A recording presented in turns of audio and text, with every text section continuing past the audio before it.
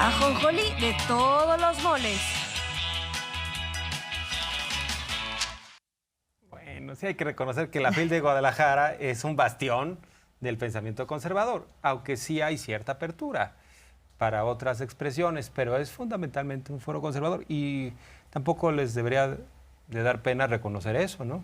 O sea, se la pasan ahí premiando a Vargas Llosa, a Krause, o sea, reciclan a los intelectuales de siempre y bueno, de pronto sí hay, insisto, otros que no van en consonancia con ese pensamiento, pero sí hay que reconocer que eso es la FIL de Guadalajara, ¿no? Sí, y luego tiene temporadas, ¿no? O sea, sobre todo en los últimos años ha estado verdaderamente secuestrada por un conjunto de personajes de derecha que pues ahí hacen que la organización y el aglutinamiento, digamos, de voces sea en torno a un discurso, a un proyecto, a una forma de interpretar la realidad. Y eso lo señala hoy el presidente a propósito de las declaraciones de ministros y ministras de la Suprema Corte de Justicia en uno de los eventos, era un panel, un foro en el que participaron y en donde su pecho no fue bodega para hablar del tema de la propuesta de que ministros y ministras y magistrados y jueces sean electos por voto popular. Dicen, no se puede. Ahora los vamos a escuchar, pero creo que sí es importante este posicionamiento del presidente sobre lo que representa la Feria del Libro de Guadalajara, sin que nos dé pena, ¿no? O sea, porque justo parte de lo importante que se está viviendo en el país es que se puede dar un debate público sobre la base de cierta honestidad intelectual, que es pues quién es quién, que defendemos cada uno y no nos estemos haciendo guajes con respecto a eso, ¿no? O sea, no le pongamos la máscara otra vez. Es importante, ¿no?, que se sepa que en la Feria del Libro de Guadalajara siempre es una especie de cónclave de derecha, ¿sí? Ahí llegan todos los intelectuales, Vargas Llosa, ¿no?, Krause, Aguilar Camín, como Francisco Martín Moreno. No, ese debe de abarrotar ahí los salones. Y muchos a mí me han invitado durante algunos años, nunca he ido, porque desde el principio tiene fama, buena fama, porque incluso son muy buenos para la simulación, siempre lo hemos dicho. Entonces se invitaba a Saramago y a escritores buenos y progresistas. Además, como se destinaba y se sigue destinando mucho dinero público para eso, pues son gastos pagados, ¿no?, en los mejores hoteles, buenos viáticos. Y no estoy en contra, nada más decir que tiene una tendencia conservadora. Yo por eso no voy. Bueno, es libre, pero ¿quién otro fue de candidato? Xochitl. Pues tiene, sí, todos tienen derecho ahí. Todos tienen derecho. Sí, por ejemplo, Paco, que es un gran escritor y muy consecuente, siempre va y no hay problema de eso. Pero en general, siempre, al grado que al finado Raúl Padilla, en paz descanse, hasta le dieron un premio en España, la monarquía, de 50 a 5, nada. Que por cierto, estaba viendo una fotografía, no se le llenó el auditorio a Elena Chávez con su libro El Gran Corruptor. Pues lo que pasa es que no tiene fuente, ¿no?, cuando no hay seriedad. Pero sí le invitaron, ¿no? Entonces hay varios que uno dice, ¿y por qué no invitan a varios autores progresistas? Porque sí hay una tendencia muy clara. Y fueron algunos ministros convocados a un foro. Lo interesante es que dos ministras que propuso López Obrador, Loreta Ortiz y Margarita Ríos Farjat, se pronuncian en contra de la elección popular como método para la selección de los jueces, de los ministros y ministras. Argumentan que se requieren conocimientos técnicos, que dice el presidente, pues eso no sería problema, porque entonces en la convocatoria dices, uno de los candados es que tengas experiencia, que seas abogado.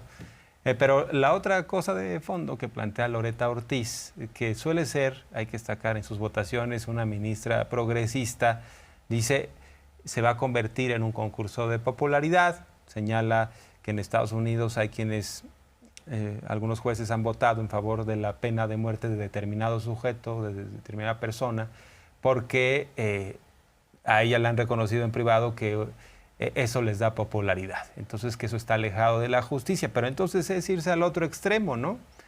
Si dejamos las cosas como están, vas a obedecer a un grupo, ¿no? La democracia es obedecer a la gente, al pueblo, ponerte en manos, ¿no? La rendición de cuentas te pones en manos de la gente. Y en el otro extremo, como está el modelo en México, te pones en manos de la oligarquía.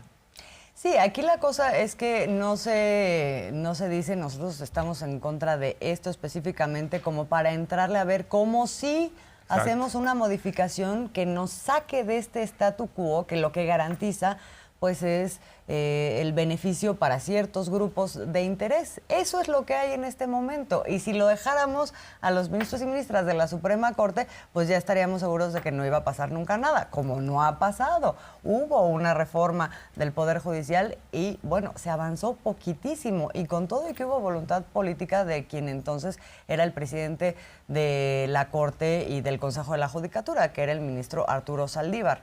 No pasó gran cosa. Y ahora, pues, están con este posicionamiento en donde, o sea, está bien, ¿no? Que digan sus opiniones. Un poco ya sabíamos, digo, con lo de los fideicomisos, claramente podíamos esperar que esto iba a ser la posición de ministros y ministras que buscan que permanezca ese statu quo.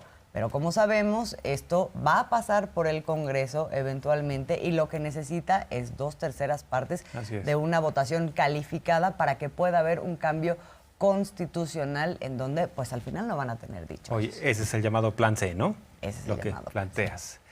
Vamos a ver parte de lo que respondió el propio presidente. Yo no considero que sea un sistema adecuado. O sea, el perfil para llegar a la Corte, los abogados que necesita la Corte, son abogados que tienen que tener un perfil específico y que ese perfil no se puede alcanzar en las urnas, siendo electos. El tema político hace un agregado que riñe con un tema de seguridad jurídica. Pues todo dependerá entonces del talante que tenga la sociedad en ese momento. Ese era entonces popular porque hizo lo que pensaba la mayoría que quería que hiciera. ¿Y la seguridad jurídica? Jueces electos popularmente. Cuando lleguen los jueces electos popularmente, ¿van a necesitar mantener ese apoyo popular o van a ser removidos? Si van a necesitar mantener ese apoyo popular, ¿eso va a condicionar sus decisiones? Si a esas vamos, pues no se podría elegir al presidente de México, porque se requiere, ¿no?, un perfil especial. Llevaría a que fuese electo por una especie de consejo de sabiondos y no el pueblo, o que lo eligieran los oligarcas, ya descarada. ¿Cómo no se va a poder elegir a jueces, a magistrados y a ministros? Hay un procedimiento en todos los casos, hay que reunir ciertos requisitos, hasta de edad, desde luego no tener antecedentes penales y otros. Pues es lo mismo, se establecen los requisitos, ¿no? Tiene que tener como profesión la abogacía, tiene que tener tantos años de haber egresado de una escuela de derecho, tiene que haber demostrado en su trabajo en el sector privado, en el sector público, haberse desempeñado con honestidad, tener experiencia. Es como la pregunta de Krellman a Porfirio Díaz, que si ya estaba el pueblo de México preparado para la democracia, y formalmente, demagógicamente, Porfirio contestó que sí, aunque de inmediato en el periódico oficioso del Porfiriato, llamado, por cierto, El Imparcial, pues se empezó a hablar de que Porfirio era necesario, de que para qué se cambiaba, para qué había democracia, si lo que importaba era la paz y el progreso, que hubo un tiempo en que se elegían de manera indirecta a los ministros de la Corte. Lo que les cuesta mucho es entender de que el pueblo es el soberano, es el que manda. Pues ahí está, ¿no? Cuesta trabajito. A veces, no, y mira, para este tema vuelve a recordar y regresa al tema de los caminos allá en Oaxaca, porque es un pensamiento en donde nosotros decidimos, en función de lo que pensamos, o por lo menos así lo justificamos, que es el bienestar del pueblo, pero nosotros, este grupitito, lo decide, ¿no? Y aquí, cuando habla de los caminos, vuelve a retomar el hecho de que no solo las decisiones, porque ese también es el espíritu de las consultas, que también ha venido impulsando el presidente, etcétera. O sea, como la democratización de las decisiones, pero luego también la operación y cómo nos involucramos socialmente con todas estas decisiones en los hechos. Entonces, vuelve a hablar de eso como para decir, es que esta es la diferencia en donde nosotros podemos alejarnos de una población o donde la tomamos en cuenta, y lo escuché este fin de semana a propósito de la supervisión de los caminos, donde antes nadie los pelaba, ¿no? Sí, además habla de esta reserva de valores, ¿no? Que hay en las comunidades originarias, comunidades milenarias que están o que fueron invisibilizadas, y algunos dicen, no, es que solo nosotros sabemos, los que estudiamos un doctorado en el extranjero, y ni siquiera tuvieron la paciencia, ni siquiera tuvieron el decoro para pararse en estas comunidades, escuchar a los pobladores. Lo que dice el presidente, hay que tomar en cuenta, hay que escucharlo, porque ahí hay mucha sabiduría, no entre quienes se sienten sabiondos y utilizan esos supuestos conocimientos que tienen hasta en el extranjero, hasta para robar, ¿no? Vamos a escuchar. Voy ahora a la gira a Guerrero y a Oaxaca, y está la gente feliz, la mayoría de la gente. Voy a Huautla, allá a la Sierra Mazateca, y las calles llenas, sin convocatoria. Escucho lo que opinan autoridades de los pueblos que por décadas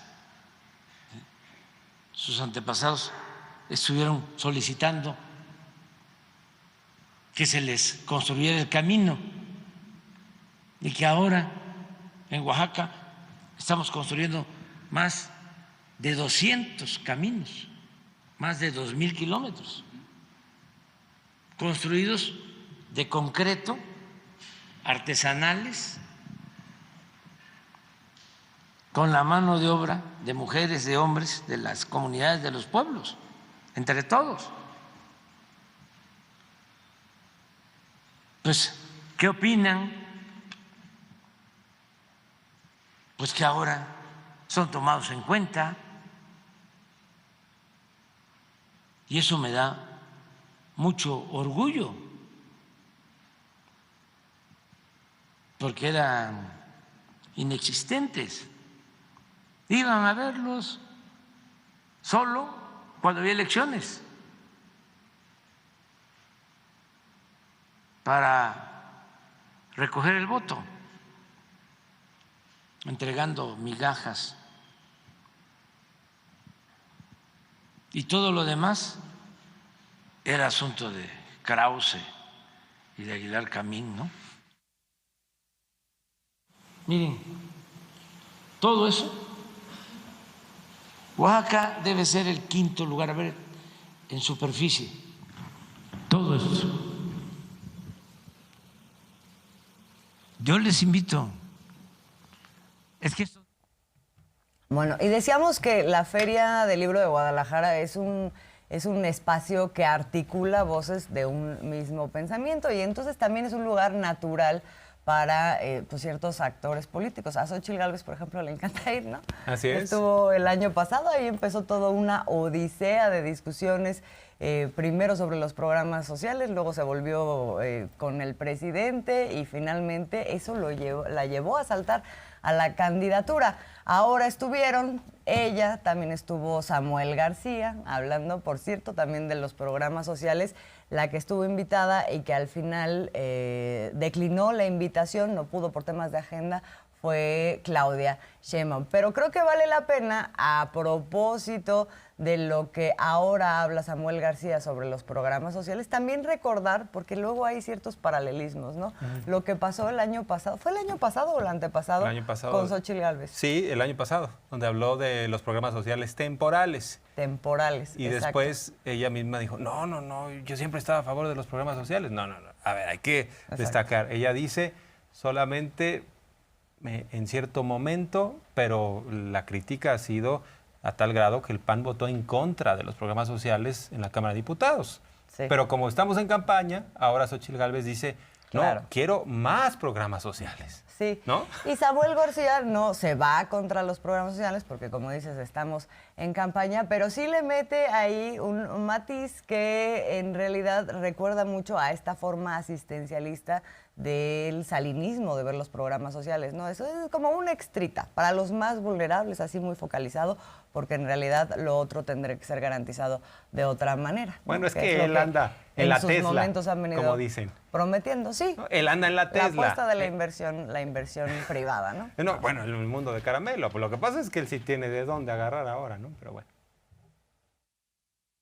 Yo creo que la fórmula es que haya un Estado real por una nueva Constitución, que ese Estado pueda garantizar los derechos básicos de salud, de seguridad, de educación, de alimento, de igualdad, y que esos apoyos sí pueden ser para grupos vulnerables que ocupan un extra.